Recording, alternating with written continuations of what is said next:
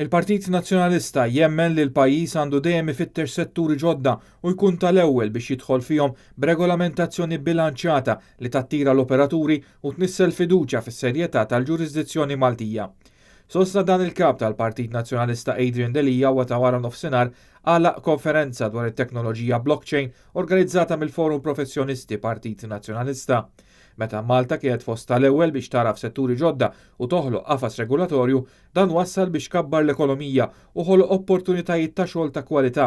Adrian Delija qal li dan ġara fis-servizzi finanzjarji u fil-gaming fost oħrajn.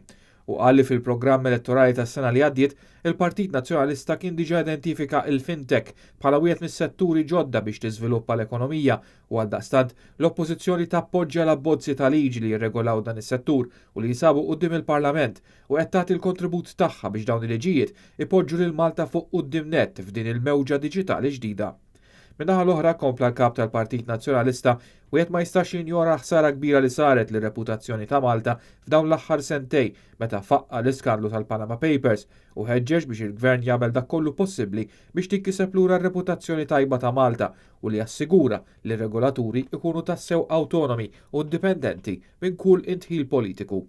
U tenna li dan is-settur għandu potenzjal kbir u joffri opportunitajiet li jistgħu jinħatfu jekk niżviluppaw politika li tkun flessibbli u li fl-istess waqt tipproteġi r-reputazzjoni ta' Malta bħala ġurisdizzjoni serja.